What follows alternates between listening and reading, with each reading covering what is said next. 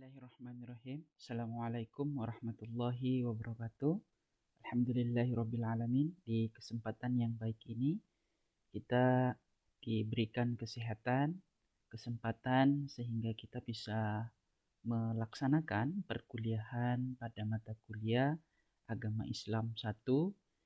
Materi yang akan kita diskusikan di kesempatan yang baik ini terkait konsep Islam tentang lingkungan. Dari gambar tersebut kita bisa mengamati bagaimana dampak kerusakan yang terjadi di muka bumi ini.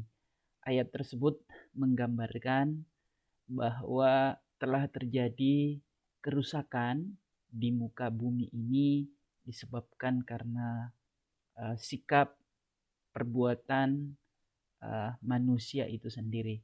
Maka kita bisa melihat gambar tersebut, longsor, kemudian kasus sampah, ya, bahkan bisa disebut sebagai lautan sampah. Bahkan ada beberapa kasus ikan paus yang mati disebabkan terlalu banyak memakan sampah.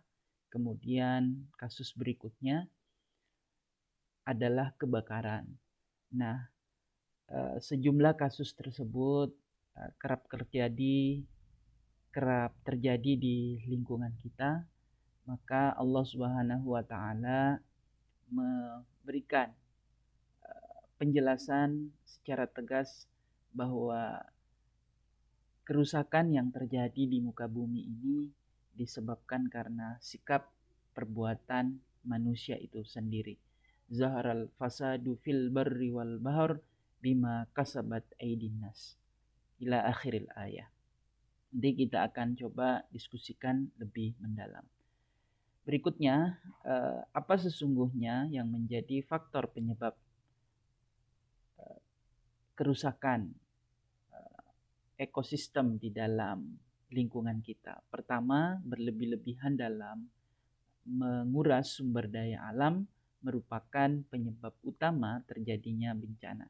Kita akan lihat ini adalah gambar pembabatan hutan liar.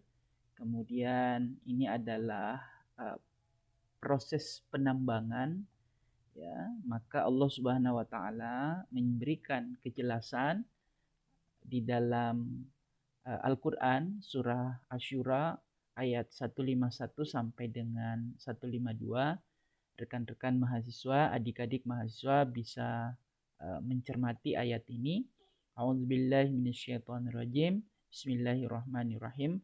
Wala tuti'u amral musrifin alladzina yufsiduna fil ardi wala yuslihun. Dan janganlah menuruti perintah orang-orang yang melewati batas, yang membuat kerusakan di muka bumi dan tidak mengadakan perbaikan. Nah, ini juga menjadi salah satu ayat yang menjadi landasan di dalam diskusi kita nantinya. Berikutnya, dalam hasanah pemeliharaan lingkungan, sesungguhnya Islam mengenal istilah harim. Harim, apa yang sesungguhnya dimaksud dengan harim? Harim yaitu suatu wilayah yang diperuntukkan melindungi sungai, mata air, lahan pertanian, dan pemukiman penduduk. Jadi Islam tidak melarang sesungguhnya untuk memanfaatkan sumber daya alam yang ada, akan tetapi tentu ada etikanya. Tadi sudah dijelaskan di awal bahwa tidak boleh memanfaatkan secara berlebih-lebihan. Berikutnya lagi, ini ada dalil yang berkaitan dengan pelestarian lingkungan. Ada Quran surah Al-An'am juga membahas terkait masalah lingkungan hidup. Kemudian Quran surah Hud membahas tentang penciptaan alam semesta. Kemudian Al-A'raf membahas tentang bagaimana manusia menjaga, melestarikan lingkungan hidup. Kemudian ada surah Ar-Rum tentang proses perubahan diciptakan untuk memelihara, dan tentu prosesnya yaitu proses kontinu atau berkelanjutan. Bahkan ada hadis Rasulullah SAW yang maknanya tidaklah seorang muslim yang menanam satu pohon lalu burung atau manusia atau hewan memakannya dari tanaman tersebut, melainkan akan menjadi sedekah baginya. Jadi betapa luar biasanya tidak hanya manusia saja yang berkaitan dengan manusia, akan tetapi burung pun yang memanfaatkan, yang menggunakan, manusia akan mendapatkan kebaikan. Betapa luar biasanya agama kita.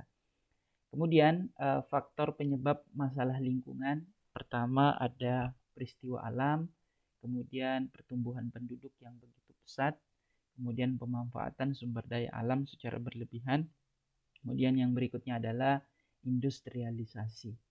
Jadi ini adalah faktor-faktor penyebab masalah. Nanti kita akan perdalam, diskusikan lebih lanjut.